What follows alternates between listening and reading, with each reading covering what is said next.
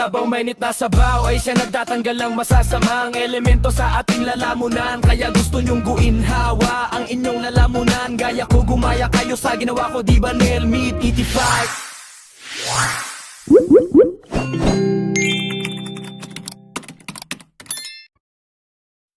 Ayan. So magandang umaga na naman ulit. At muling nagbabalik ang inyong lingkod, Neil Media TV. Dito tayo ngayon sa kusina ni Kaparikoy, kung saan magluluto naman tayo ng mini dumpling soup. Ayan. Itong dumpling na to ay nabibili ito sa Costco. Ayan, nakikita niyo yan. Para sa kalaman sa lahat. Ayan. Gawin natin kayaya at lalo pa nating pasarapin. Ayan. So, actually, itong ano na to, ilapag ko lang to. Ayan. Okay? Ayan. So, itong dumplings na to, ay meron ng kasamang broth na nasa packet na nasa loob nito. Okay? Yung broth na yon ay ginagamit ko din at kung ifa-follow nyo yung instruction doon, ay kulang sa isang pamilya. Ayan. So, dapat gawin yung kaya-aya at para magkasya sa lahat ng pamilya. Pero sulit to. Kasi panalo, ayan o. Ang dami. Nasa, ilan ba to? Piraso. Ito ay vegetable pala to. Pork and vegetable. Ayan. Ang piraso nito ay baka parang nasa 36 ata na piraso ito. Okay. So, nabibili ito sa Costco. So, ito. Naghanda na tayo ng ating umami. Mga seasoning ano natin. So, gagawin nating masarap. Okay? Ayan. So, ito na yung pinakuluan natin. Pakuluan pa lang pala. Ayan. Kumbaga, kumukulo na siya ng bahagya. At yung sinabi ko sa inyo, yan, yung nagkukulay ano na yan ay spicy ano yan. Ano bang tawag niyan? Spicy crab paste. Ayan. Then naglagay ako ng umami dito. Tapos yung sabaw nito ay yung hipon na tinapon ko na ang mga ulo. Ayan. Yung mga pinagkuluan ko. Yan ang gagawin nyo. Yun. Ito yung sinasabi ko sa inyo na malaking gamit ng mga pinakuluang mga nilagaan nyo ng baka, baboy, mga seafoods. Yan. Huwag nyong itatapon yan. Ilagay nyo sa freezer yan at yun ang gagamitin yung broth. Yan. Napakasarap yan.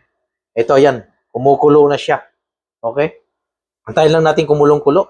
Then saka natin idadrop ang dumplings. At ito naman sa side na to, yan. Gumagawa tayo ngayon ng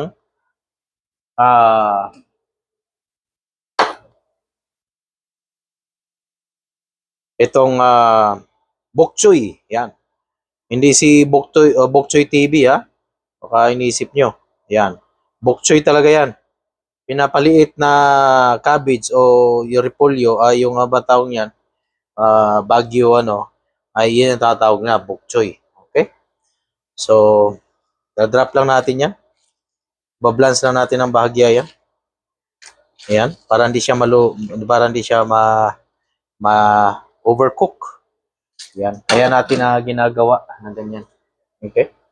So, yan. Kumukulo na rin yung ating pang-dumplings. Ito, dito tayo sa pang-dumplings natin. Gaganon natin. Gaganon natin siya.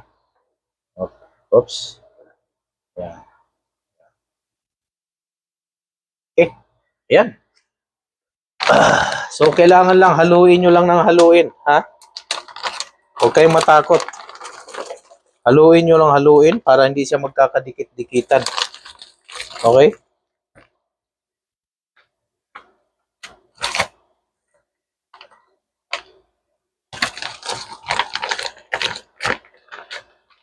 Ayan.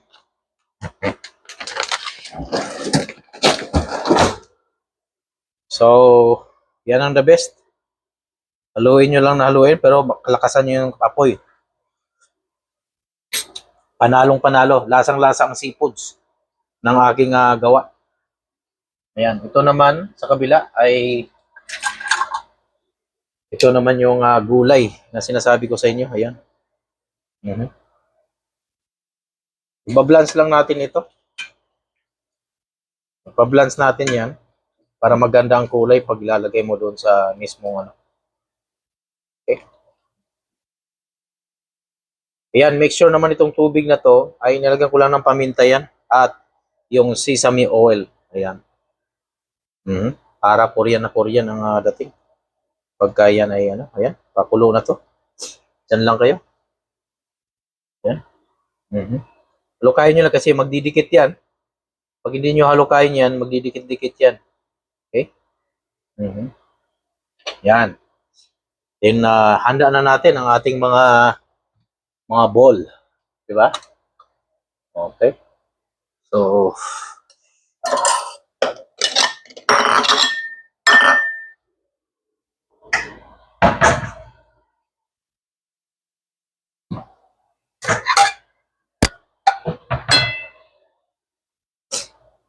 okay. So, hintay pa natin kumulo. At bago yan, dito muna tayo sa ating gulay.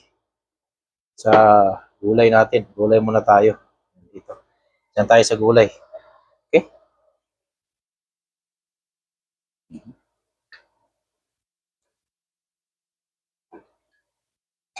Okay. So, blends lang yan. At buhusan natin. Yan. Iba niyan ay bababad ka agad sa ice para hindi maluto. Yan. Ako bubuhusan ko lang. Malamig pa naman ng tubig. Okay. Done na. Yan. So, nabablance na siya. Buhusan ko na rin ng malamig na tubig. At medyo mainit-init pa siya. Hindi na natin buhusan ng yellow o ice. Ng iba ay babad kagad ng ice yan. Dahil para presko pa din pag titinaga. Kaya napapansin nyo, bakit pag nilalapag nila yung gulay, doon sa wonton soup nyo ay presko pa din. Kasi, ayan, binababa nila sa ice yan.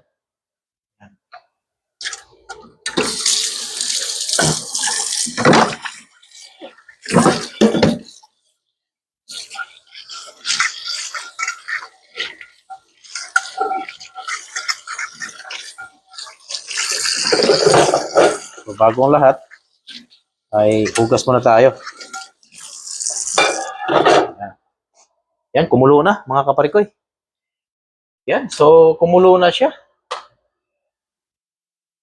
Luluin lang natin. Yun. Oh, perfect. Perfect siya. Okay. Yan. Ito pork and vegetable ito. So may vegetable na, may pork pa. Okay? So good to go na. So ganun lang, kadali. At hainin na natin. Ayan. So hainin na natin ang ating mahiwagang soup at mahiwagang dumplings. Okay? So dyan lang kayo. Okay. Mali pala. Dapat pala ay kuha tayo ng ating mahiwagang ano. Yeah. So puro mahiwaga ngayon. Araw na to. Yeah. Soup natin. Okay. So ito na. Ang dumplings natin. Okay. So salukin na natin. Para masaya ang lahat. Oh, di ba? Salukin na natin. Ayan. Tapos tawagin na natin ang ating mga empleyado sa gobyerno. Kung nasa na sila.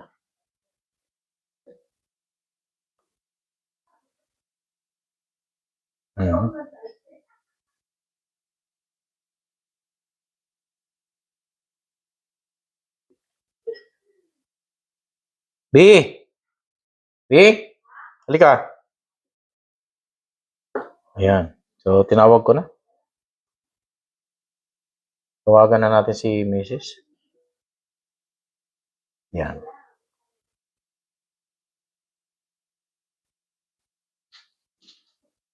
Okay. Ayan. So, ito na yung ano natin.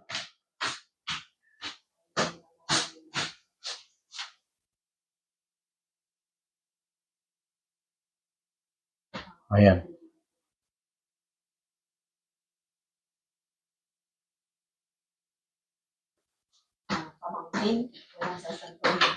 Okay. So, ito na yung ano. Ayan. So, ito na yung ating pork vegetable dumplings. Ayan. Na may bok choy. Ayan.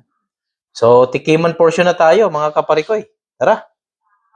So, dito na tayo sa ating tikiman na portion ng ating mahiwagang dumplings. Okay. Mm.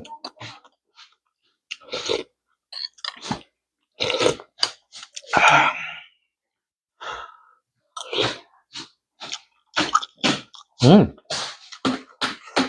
Lasang-lasa. Yeah, open it. Open it. Mm. Ito na yung pinakabuod ng ating kwentuhan.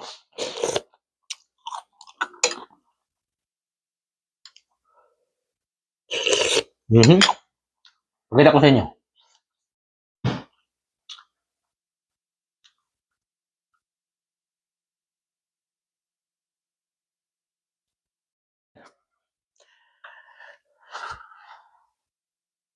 Ito yung dumplings na sinasabi ko. Sa Costco lang ito, pero panalo. Yan o. Ha?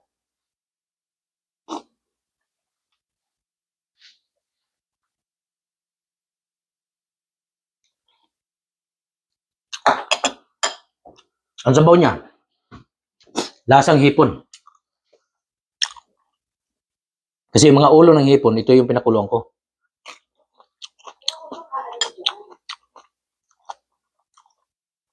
Ang gulay ay napaka-lutong pa. Mhm. Wow. Ito na yung agahan namin. So, nag-dumplings na kami. Baga, light foods na to.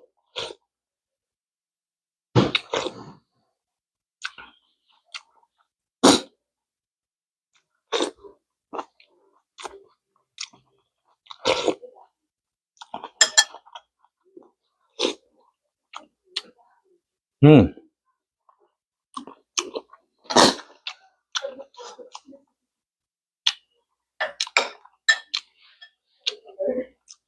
Di ko lang alam kung magkano bili ni Mrs. nito, pero masarap, solid yung dumplings. Kasi marami na siya.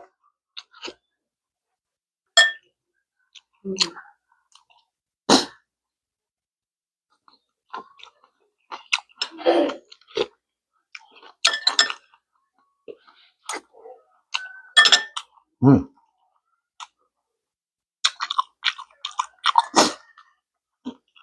Antayin na natin sila.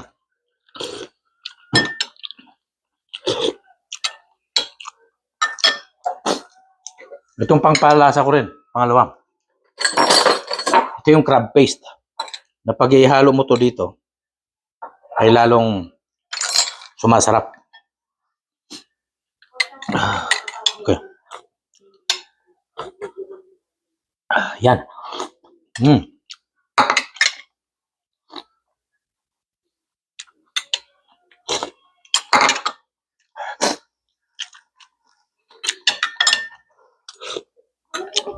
Kaya pag nabili ninyo itong dumplings na to sa Costco, panalo na. Kasi napakaraming portion niya. Padamihin nyo lang yung sabaw. Pasarapin nyo lang yung sabaw. Pero kung gusto nyo i-follow, ano yung buy packet niya? Kasi ang nakalagay doon, 2 cups lang ng water. Then, isang pakete na broth. Pwede rin. Pero sabi ko sa'yo, pang kukunti ang sabaw. 2 cup. Pang 2% lang kasi yan. Ay, paano kung 6 kayo? 5. Diba?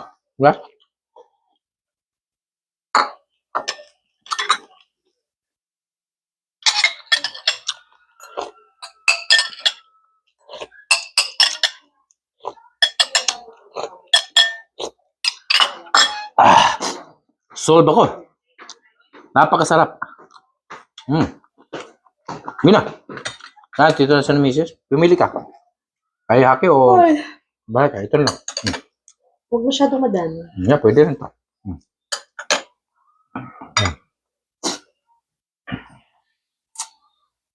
Yan, tingnan natin yung ano kung masarap ba? Okay.